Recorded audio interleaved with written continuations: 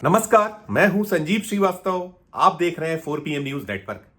आपने ये जो प्रोमो देखा, जो ओपनिंग देखी, इसमें नजर आ रही फैक्ट्री, नजर आ रहे चित्र, नजर आ रहा ट्रक का जो काफिला है, वो लोगों को डरा रहा है, भयभीत कर रहा है। और भयभीत ऐसा हो रहा है कि सब कुछ जो हो रहा है वो कोर्ट के आदेश पर हो रहा है। और इस कोर्ट के आदेश के बाद लोग कोर्ट में जा रहे हैं। कहीं ना कहीं जो नेता हैं, जो खैरख्वाह हैं, उनके दरवाजे खटखटा रहे हैं, फोन बजा रहे हैं। और जो क्रम चल रहा है वो दिल्ली तक पहुंच रहा है। सूचनाएं वहां तक पहुंच रही हैं। दरअसल ये जो आपने देखा, ये नज़ारा जो मैंने दिखाया आरंभ में, जैसे ही मैं थोड़ा सा इसका जिक्र करूंगा, कुछ तो लोगों को स्मरण होगा, याद होगा। लेकिन जो नए लोग हैं या जिन्होंने उस त्रासदी के बारे में बहुत अब मन मस्तिष्क पर यादें शेष नहीं रही होंगी या नहीं जानते होंगे, तो बताने पे ही वे जानेंगे। ये जो आपने देखा नज़ारा, वो जो फैक्ट्री देखी, एक उजाड़ बियाबान फैक्ट्री, ये वही यूनियन कार्बाइड है जिसने दुनिया भर में एक तहलका मचा दिया था। एक ऐसी त्रासदी जिसके दंश को आज भी भोपाल, जो मध्य प्रदेश की राजधानी भोपाल है, उस शहर के लोग भोग रहे हैं। जी हां, 1984 का वो गैस कांड, वो विभीषिका जो 2 और 3 दिसंबर 1984 की रात को भोपाल में हुई थी। और उस विभीषिका ने जो कांड था, वो हिरोशिमा, उसकी यादों को ताज़ा कर दिया था। वो जो एटम बम गिराया गया था तीसरे विश्व युद्ध में, कुछ वैसी ही त्रासदी। और बहुत बड़ी तादाद में, जो ऑफिशियल आंकड़ा था उस 2 और 3 दिसंबर 1984 की रात, मारे जाने वाले लोगों का तो 5,479 लोग मारे गए थे। हालांकि जो विभीषिका थी, वो जो हिरोशिमा, वो तो एक अलग था। वो जापान को खत्म कर दिया गया था जैसा हालात थे।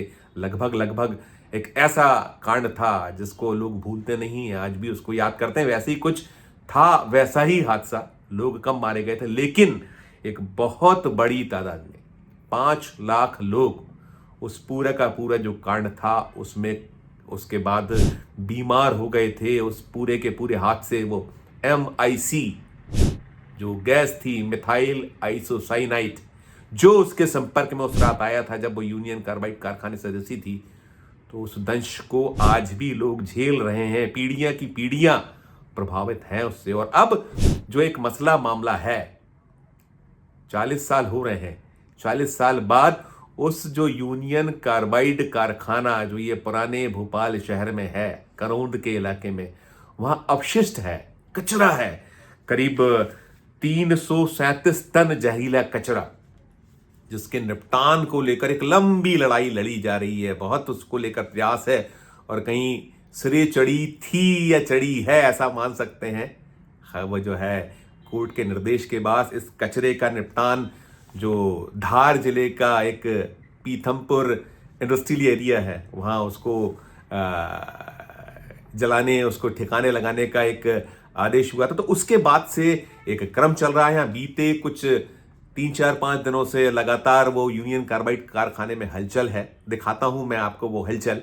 देखिए, सुनिए कि वहां जो कचरे के ट्रक्स देख रहे थे आपने, मैंने शुरू में दिखाया था, फिर देखिए, दिखाई देंगे आपको कि भरे जा रहे हैं। और निकल कर ये आया है कि जो 337 टन जहरीला कचरा है वो कुछ जंबू बैग्स में अपलोड हो चुका है, ट्रकों में अपलोड हुआ है। और उसको कैसे, जब वो शुरुआत हो रही थी, मैंने कहा ना कि अभी हाल ही में तो हलचल है, भोपाल ही नहीं पूरे मध्य प्रदेश में, मध्य प्रदेश देश का जो राजधानी है दिल्ली, वहां तक इस जो पूरा का पूरा है चल रहा है, भोपाल में वो पहुंचा है। वो एक जो इस पूरे कचरे के निपटान के लिए एजेंसी पाबंद है, वो कैसे अपने कारिंदों को निर्देश दे रही है कि ये जो कचरे को इकट्ठा करना है उन्हें N95 मास्क पहनाइए। सुनिए पहले आप उसको, फिर मैं बढ़ूंगा आगे।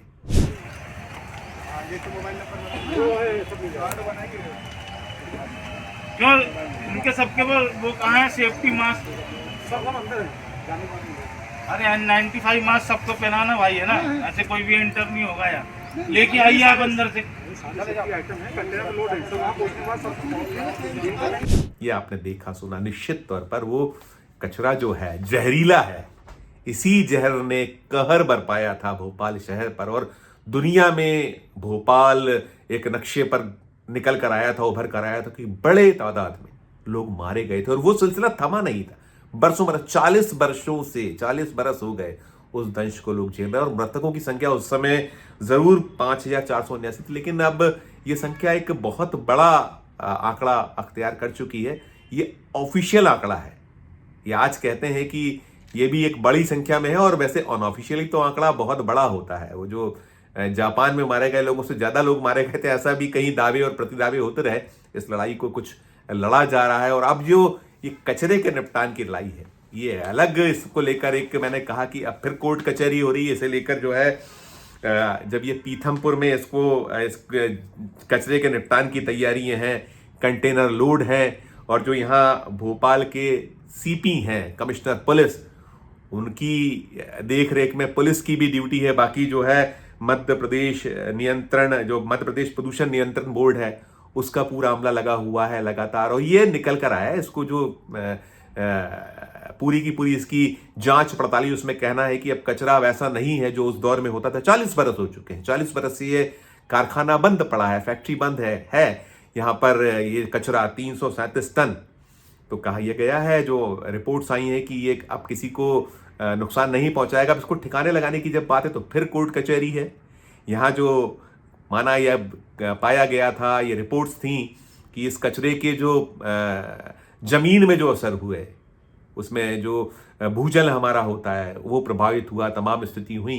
तो अब जो कोर्ट की गाइडलाइन के अनुसार इसको सरकार, शासन, प्रशासन इसको ठिकाने लगाने जा रहा है। तो अब फिर कोर्ट कचहरी है, और इसमें जैसा मैंने बताया कि करीब 50 जवानों की निगरानी में इन वाहनों को रवाना होना है। आज से ये क्रम शुरू होना था, लेकिन अभी जब मैं ये वीडियो बना रहा हूं तो मैंने ये जो सीपी हैं हरि नारायण चारी, इनसे बात की थी। हरि नारायण चारी साहब ने बताया है कि अभी तो आज तो रवाना नहीं हो पा रहा है, कब होगा उन्होंने इसको स्पष्ट नहीं किया है, क्योंकि इसमें फिर कोर्ट कचहरी है, अलग अलग याचिकाएं दायर हो रही हैं, तो कोर्ट को सुनना है मामले को। दरअसल यहां से करीब 250 किलोमीटर दूर धार जिले का जो पीथमपुर इंडस्ट्रियल एरिया है, वहां कोई एक राम की कंपनी है, उसके विशेषज्ञों और केंद्रीय प्रदूषण नियंत्रण बोर्ड के वैज्ञानिकों की निगरानी में सब चल रहा है। मध्य प्रदेश प्रदूषण नियंत्रण बोर्ड यहाँ है, तो वहाँ इसका अपशिष्ट का निपटान होना है। तो वहाँ के लोग अब आंदोलन प्रदर्शन हो रहे हैं, वहाँ लगातार इंदौर में भी हो रहा है, धार में भी चल रहा है। स्वयंसेवी संगठन, लोग सड़कों पर हैं कि नहीं, ये हमारे यहाँ नहीं आना चाहिए, यहाँ नहीं होना चाहिए, और उसके दुष्परिणामों को लेकर लोग चिंतित हैं। कहा यह जा रहा है कि वहाँ लोगों के स्वास्थ्य पर बुरा असर होगा। अलग अलग राय है, हालांकि वैज्ञानिक तो यही दावा कर रहे हैं, और जब कोर्ट ने इसमें कहीं निर्णय दिया तो बेशक उनके पास तो रिपोर्ट होगी, लेकिन मांग अब यह हो रही है कि जो रिपोर्ट्स हैं उसको सार्वजनिक पहले किया जाए, और उसको इस तरीके से कुछ इसका निपटान किया जाए कि कहीं और किसी शहर में, उसके आसपास, वहां की भूमि, वहां के लोग प्रभावित ना हो। तो ये सब चल रहा है, और भोपाल में 40 बरस उस कांड को हो गए। क्या कुछ वहां के लोग कह रहे हैं, दरअसल इसमें इंदौर के महात्मा गांधी मेमोरियल हॉस्पिटल जो एल्यूमिनी एसोसिएशन है, उसने एक याचिका लगा रखी है। उस याचिका को दावा उनका यह है कि स्वीकार कर लिया गया है कोर्ट के द्वारा। क्या कुछ वो कह रहे हैं, उन्हें भी सुनिए आप पहले। मांगे कुछ नहीं है, डॉक्टर्स का इसमें कोई लेना देना नहीं है, स्वास्थ्य से हम जुड़े हुए हैं, तो उसी पे है जनहित याचिकाएं हैं ये। पहली बात तो ये कि यदि वो कचरा वहाँ के लिए विषैला है, भोपाल के लिए, तो इंदौर में क्या विषैला नहीं रहेगा? इंदौर में कैसे क्या जलाएंगे? उसमें 5 तरह की एक तो रिएक्टर है वहाँ का, उसमें बहुत सारा केमिकल है, दूसरा वहाँ की मिट्टी है, तीसरा नेफ्थॉल करके एमआईसी गैस बनने के लिए वो सामग्री होती है, चौथा कुछ बचा हुआ कचरा रिएक्टर में, और कुछ कच्चा माल और बचा हुआ, ऐसे 5 तरह की चीज़ें हैं कि जो भर के 12 कंटेनरों में लगभग 737 मेट्रिक टन ऐसा कचरा वो आ रहा है। उसको रामोजी में, यहाँ पीतमपुर में कहीं तो भी उसका डिस्पोजल करेंगे, और वो कचरा जो है डिस्पोजेबल में नाले में जाएगा। वो नाले का पानी नदी में, गंभीर में जाए या शिप्रा में जाए, कहीं भी जाए, उपजाऊ ज़मीन में खेती के काम आएगा, जानवर पिएंगे, हो सकता है मनुष्य भी पिएंगे, उसमें जाएगा सब मनुष्य के पेट में या शरीर में। अब उसमें जो रहता है, आपको याद होगा यूनियन कार्बाइड का जब केस हुआ था, कई दिनों तक जुड़वा बच्चे, टेढ़े मेढ़े बच्चे, बच्चे पेट में मर गए, अबॉर्शन हुआ, लोग भी मर गए, वो अलग बात है। तो कार्सिनोजन पैदा होते हैं। कार्सिनोजन मतलब जिससे कैंसर होने का खतरा, ऐसे पदार्थों को कार्सिनोजन बोलते हैं। तो ऐसे सारे बहुत सारे रहेंगे। तो मैं ये नहीं कह रहा हूँ कि 100 में से 100 लोगों को हो जाएगा, 100 में से 5 को भी हो गया, 2 को भी हो गया, तो एक गंभीर बात है लोगों के स्वास्थ्य के लिए। तो इसलिए हमने ये याचिका लगाई हुई है। ऑलरेडी एक याचिका जबलपुर में किसी ने लगी हुई है, उसमें ये पूछा था कि इसका डिस्पोजेबल नहीं हो, ऐसा कुछ लगाया था। हमारी याचिका ये है कि हमारे को तो इंदौर में या पीतमपुर में नहीं चाहिए, इसको कुछ और प्रकार निकाला जाए और उसको ज़मीन के अंदर गाड़ा जाए, या जो भी करना है इसका उपयोग किया जाए। क्योंकि आप बता रहे हैं इसको जमीन में गाड़ेगा, जमीन में गाड़ेंगे तो भी इसमें वायरस फैलने की संभावना तो नहीं तो वो उसी ज़मीन में रहेगा ना, उसको पैकिंग करते हैं। आपको याद है जब कोई रेडियोलॉजी सेंटर या कीमोथेरापी या रेडियोलॉजी कैंसर के लिए सेंटर चालू होता है, अभी मैं एक जगह जुड़ा हुआ हूँ, तो बड़े 6-6 फीट की दीवारें बनी है। उसको जो ये बनाते हैं ना आर्मी वाले, ऐसा बड़ा क्या बोलते हैं, बंकर उस प्रकार से। तो उसके चारों ओर दीवारें बनती है, जब वो बाहर नहीं निकलता है वो रेडिएशन। तो ये कचरे को भी इसी प्रकार के बंकर में एक बार सील कर दो, आप उसको उसमें करो उसको। ये हम लोग करना चाहता है। कहाँ पर लगी याचिका आपने? याचिका हाईकोर्ट में लगी है, कल वो मंजूर हो गई है, मतलब कैंसिल नहीं हुई है। उस पर विचार आज होगा और मुझे पूरी उम्मीद है कि जनहित में कोर्ट भी इस पर ध्यान देगा और इस पर सुनवाई आज होगी। आपका परिचय? Doctor Sanjay Londhe, alumni association MGM का मैं अभी अध्यक्ष हूँ। तो आपने ये जो एसोसिएशन जो था, जैसे मैंने बताया Mahatma Gandhi memorial hospital alumni association Indore, उसके ये डॉक्टर साहब थे जो बता रहे थे कि क्या कुछ है और उसको कैसे ठिकाने लगाना चाहिए। वो कहीं ये भी उसमें बता रहे थे और उनकी तो यही एक मांग या कहना है कि जो इंदौर के आसपास का ये जो इलाका है वो इससे प्रदूषित होगा। ये जो जहरीला कचरा है इसे एक बंकर में दबा देना चाहिए। तो कुल मिलाकर 4 दशक, कल्पना कीजिए, 2 और 3 दिसंबर 1984 वो हादसा जिसमें 5,500 लोग मारे जाते हैं, 5 लाख से अधिक लोग जो हैं प्रभावित हो जाते हैं। और इस जहर जो methyl isocyanide MIC MIC gas, Union Carbide Limited Corporation जो था, जिसके अब वो तो सारे के सारे लोग अब नहीं दुनिया में बचे हैं। वो जो इसकी कार्बाइड कंपनी के अमेरिका के जो डाउ केमिकल है उसकी ये यहाँ यूनिट थी भोपाल में, और कैसे चल रही थी, क्या चल रही थी उस दौर में, वो भी अलग अलग कहानियां हैं। और वो जो वॉरेन एंडरसन, जिसे उस वक्त जब यहाँ ये हादसे के बाद वो आए थे भोपाल में, उन्हें पकड़ा भी गया था और पकड़ने के बाद एक पैसेज मिला था सेफ और छूट के चले गए। तो उसके बाद उनका प्रत्यर्पण नहीं हो पाया, अब वो दुनिया में नहीं है। कुछ चंद सा मुआवजा, ऐसा एक हम कह सकते हैं कि कुछ टुकड़े डाल दिए गए। और यही कोई अगर किसी दुनिया के दूसरे देश में होता तो शायद ऐसे एक जो यहाँ हुआ वैसा नहीं होता। बहरहाल वो यादें हैं, वो एक पीड़ा है, वो दर्द है, कम से कम भोपाल के लोग हैं। और एक समय था जब ये हादसा, ये कांड हुआ था, तो दुनिया ने भोपाल के जो कांड पर बड़ी बातें की थी और बहुत ढांढस बंधाया था और तमाम कहा गया था कि इस तरीके की चीज़ों पर रोक लगे। लेकिन हम देखते हैं अब बार बार कहीं कहीं छोटे छोटे हादसे हैं, लेकिन ये बहुत बड़ा हादसा था, दुनिया को हिला के रख देने वाला, विश्व की भीषणतम त्रासदियों में से एक भोपाल गैस कांड इतिहास में दर्ज है। इतिहास के पन्नों में सब कुछ है, पलटते हैं पन्ने, क्योंकि ताजा जो हालात हैं, स्थितियां हैं, उन स्थितियों में आज भी इस कचरे के निपटान के लिए मध्य प्रदेश में 2 अगर कह सकते हैं 2-3 जिले, धार हो गया, इंदौर हो गया, भोपाल है, जहां एक दीवार खिंच रही कि इसको यहां नहीं, यहां नहीं, यहां रुका पड़ा है मामला मसला। और अब ये पूरी तैयारियां हो जाने के बाद लोड है, यहां जो कंटेनर्स को लोड कर लिया गया है, और कहीं ना कहीं वो जो लोड है कंटेनर्स, तो वो आसपास का जो इलाका है यूनियन कार्बाइड के आसपास का सबसे ज्यादा प्रभावित कहीं कोई हुए तो वही इलाका था, वहीं सबसे ज्यादा लोग मारे गए थे। एक दहशत का माहौल है, भय है, डर है लोगों में, चिंतित हैं लोग, और ये खींचतान अभी जारी है, चल रही है। एक बड़ी खबर है ये हम कह सकते हैं। और इसमें जो कचरा है, जिसमें जो अपशिष्ट है, उसमें 5 तरह का कचरा है, और इस 5 तरह के जो कचरे में है, ये 12 कंटेनर हैं, इनको उसमें अलग अलग भेजा जाना है। इसमें मिट्टी जो है, मिट्टी के कुछ जो कण हैं वो हैं, उसके बारे में है कि वो वहाँ उसको इकट्ठा किया जा रहा है। रिएक्टर के अवशेष हैं, C1 अवशेष हैं, नेप्थॉल के अवशेष हैं, और इसमें जो प्रोसेस के बीच में बचा हुआ केमिकल भी है, ये सब मिला जुला पूरा का पूरा कचरा है और भूजल प्रदूषित हो रहा है। ये तो निकल कर आया ही आया है, बीमारियों का खतरा भी इससे निरंतर होता है, बना रहता है, ये भी निकल के आया है। तो अब इसका निपटान कैसे हो?